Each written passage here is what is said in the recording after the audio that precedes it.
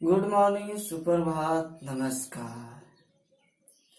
जैसा कि मैंने पिछले टॉपिक आपको बताए थे पाटलिपुत्र वैभव के बारे में। पाटलिपुत्र वैभव में आपको बताए थे पटना नगर के बारे में, पटना नगर का स्थापना, पटना नगर के जो मुगल काल के शासन में मतलब कहने का अशोक के समय राजा अशोक के समय कैसा वहाँ का सुरक्षा व्यवस्था था। फिर हो गया आपको चंद्रगुप्त मौर्य के समय कैसा व्यवस्था था उसके बारे में। फिर गौतम बुद्ध के बारे में आपको बताए थे कि पटना नगर जो पहले था वह एक गांव था, छोटा सा पाटल ग्राम था। उन्हें गौतम बुद्ध ने बताया था कि यही पटना नगर है जो आगे चल के आपको पाटली ग्राम है जो आगे चलकर पटना नगर से प्रसिद्ध होगा। और यहाँ है जो आपको कहने का मतलब हो गया हमेशा बाढ़ हो गया, सूखा हो गया, या फिर आपको बमबारी हो गया, ये सारे चीज से आपको क्या है ग्रसित रहेगा जैसा उन्होंने कहा था। और यह है जो गंगा नदी के किनारे बसा हुआ। तो पिछले चैप्टर में उसका सारा डिटेल्स मैंने आपको बता दिया था। कहने का मतलब होता है हो गया कि पाटलिपुत्र नगर में हिंदी से किस प्रकार से क्वेश्चन आता है, संस्कृत में किस प्रकार से क्वेश्चन आता है, एक पदन उत्तर किस प्रकार से होता है, पूर्ण वाक्य उत्तर किस प्रकार से होता है, उसके बारे में सारा डिटेल्स आपको हमने पिछले चैप्टर के बारे में बता दिया था। आज आपका नया चैप्टर है तृतीय पाठ आलस कथा के बारे में। तृतीय पाठ आलस कथा के बारे में बता रहे हैं कि आलस कथा में आपको किस प्रकार से पढ़ना है। इस कहानी का इंट्रोडक्शन बताते हैं। यह है जो आलसियों की कहानी है, पुरुष परिच्छाद नामक ग्रंथ से लिया गया है। इसमें है ये पुरुषों का परीक्षा लिया गया है। जिस प्रकार हम लोग जानते हैं विकलांग होता है, विकलांग में आ जाएगा पैर से विकलांग होता है, कोई आंख से विकलांग होता है तो कोई कान से विकलांग होता है। विकलांग कई प्रकार के होते हैं। तो उसी प्रकार से जिस प्रकार से विकलांग का सरकार छूट देते हैं उसी प्रकार से एक राजा महाराजा के मंत्री ने है जो विकलांग को दान दे तो गरीब को देता ही था, लेकिन उसके अलावा भी आलसियों पर ध्यान दिए जिसे किसी ने नहीं ध्यान दिया था। कहने का मतलब होता है विकलांग को या तो किसी प्रकार से अपना व्यवस्था कर सकता है, लेकिन आलसी जो होता है वह इतना आलसी होता है कि उसके शरीर में सांप भी काट लिया हो या डंडे से मारे जाओ, किसी प्रकार से किया जाए फिर भी वह उठता नहीं, इतना आलसी होता है। भूख से मर जाएगा लेकिन फिर भी वह कोई काम नहीं कर सकता, इतना आलसी होता है। तो उन्हीं आलसियों को ध्यान में रखते हुए एक आलसशाला का निर्माण किया, मतलब आलसियों के रहने के लिए घर का निर्माण किया था। उसमें जैसे कहने का मतलब बहुत सारे जहां पर है जो आलसियों की व्यवस्था किया जाता उस आस पास के जितने भी क्षेत्र से आलसी थे वो आलसशाले में लाके रखा जाता था।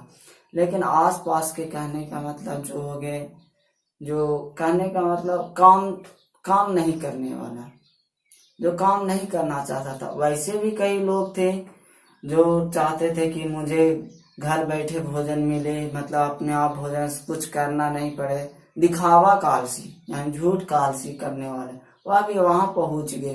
तो इसीलिए उनका परीक्षा लिया गया जो हम इस कहानी में आपको बताते हैं। प्रस्तुत पाठ आलस कथा है जो विद्यापति का है द्वारा लिखा गया है या पुरुष परिच्छाद नामक ग्रंथ से लिया गया है। विद्यापति है जो मैथिली कवि, मैथिली लोकप्रिय कवि है। जिस क्वेश्चन भी आपको रहता है विद्यापति का अस्ति तो विद्यापति मैथिली लोकप्रिय कवि आसीत। आलस कथा कस ग्रंथात उद्धृतो अस्ति तो आलस कथा पुरुष परिच्छाद ग्रंथ उद्धृतो अस्ति यानी उससे लिया गया है। पुरुष परीक्षा ग्रंथा में मानवीय गुणों पर प्रकाश डाला गया, मानव के गुण और दोषों के बारे में बताया गया है। आलस कथा में आलस्य का त्याग करने की शिक्षा दी गई है। आलस कथा में आपको आलस का त्याग से जैसे कहने का मतलब है सब जिस प्रकार से सभी मतलब कहने का मतलब सभी चीजों में दोष न कुछ होता है, उसी प्रकार से हमारे शरीर में आलस करना एक प्रकार के अवगुण है। इससे हमें दूर रहना चाहिए। कथाकार का कहना है कि आलसी व्यक्ति का जीवन अति दुखमय होता है, यानी दुखों से भरा होता है। व्यक्ति अपने आलस्य के कारण कोई भी काम समय पर नहीं कर पाता है, फलतः उसे हर कोई खराब दृष्टि से, घृणा दृष्टि से देखता है। मित्र भी ऐसे व्यक्ति से मुंह मोड़ देते हैं, इसलिए आलस्य स्वतः त्याज्य है। यानी मित्र भी हो, दोस्त भी होता है, आलसी व्यक्ति को छोड़कर चला जाता है। इसमें है जो आलस कथा के बारे में हम आपको कहानी हिंदी में डिटेल्स बता देते हैं, आपको फिर उसको संस्कृत में हम समझा देंगे। मिथिला में वीरेश्वर नाम का एक मंत्री था, जो बताएं कारुणिक था, दयावान था। इसी प्रकार से जो बताएं ना आपको कि कहने का मतलब ये हो गया कि वहाँ का राजा का जो मंत्री था वह बहुत दयावान था, वह आलसियों पर ध्यान दिए थे। वह स्वभाव से दानी और दयावान था। वह संकट ग्रस्तों तथा अनाथ लोगों को प्रतिदिन इच्छा भर भोजन देता था। अनाथ लोग हो गया और जिसको संकट कोई दिक्कत हो उसको है जो हमेशा क्या करने का काम करता था, तो भोजन देने का काम करता था। वह आलसियों को भी अन्न वस्त्र देता था, क्योंकि वे जानते थे कि सब तो काम कर सकता है लेकिन आलसी कुछ भी काम नहीं कर सकता। सारे आलसी एवं संकटग्रस्तों का मुख्य सिद्धांत भूखे रहना अच्छा है, लेकिन किसी तरह का काम करने के लिए, भोजन की प्राप्ति के लिए प्रयास नहीं कर सकते हैं। आलसी एवं अकर्मण्य भूखे रहना तो पसंद करते हैं, किंतु परिश्रम करना नहीं चाहते। वह नहीं चाहते कि हम परिश्रम करके खाएं।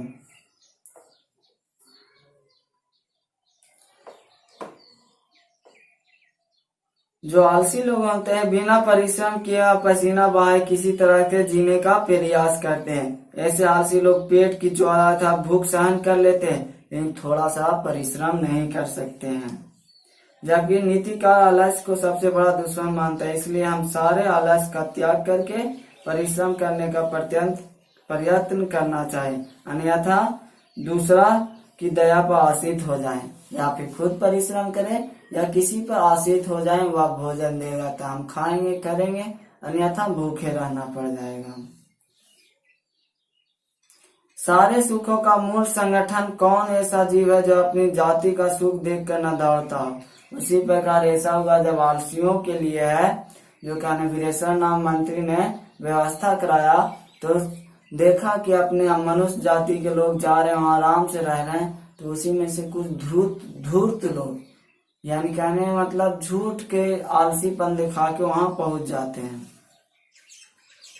धूर्त आलसियों को मिल रहे सुख को देख स्वयं भी आलस का स्वांग रचना कर मंत्री द्वारा किए जा रहे भोजन वस्त्र ग्रहण करने लगते हैं, जबकि वे आदतन आलसी नहीं होते हैं, आदत से आलसी नहीं होते हैं।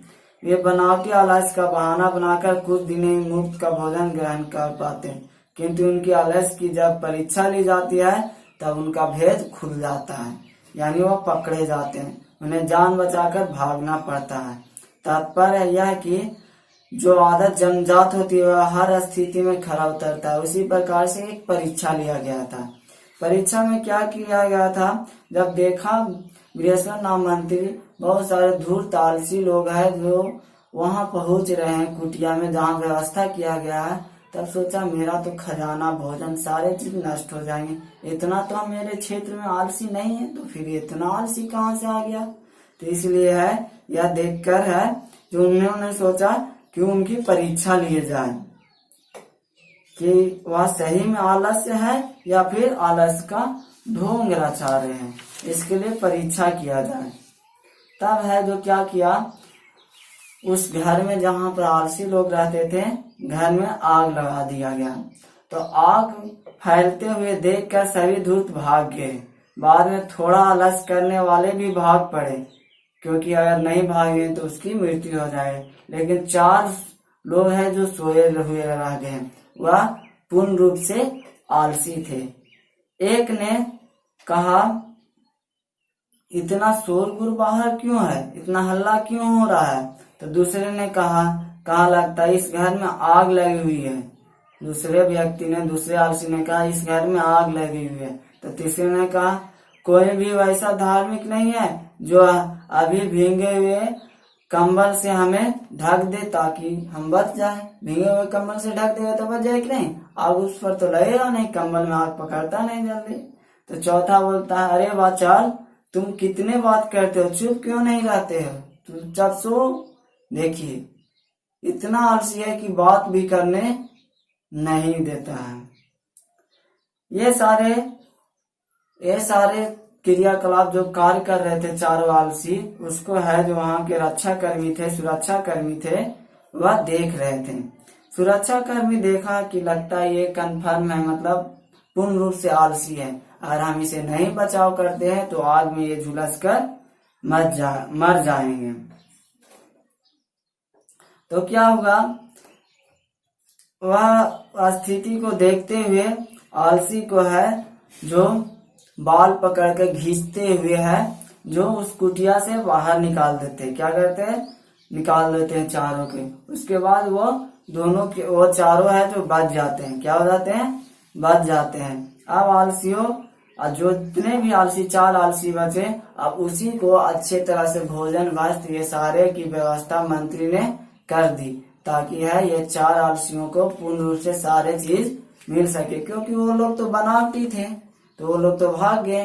तो अब जितना आलसी बचा उसी का है जो भोजन और जितने भी आवश्यक की वस्तुएं पहले थी उससे ज्यादा दिया जाने लगा, क्योंकि अब 4 ही है। तो इस प्रकार से इस कहानी में आलस्य दोष का वर्णन किया गया है।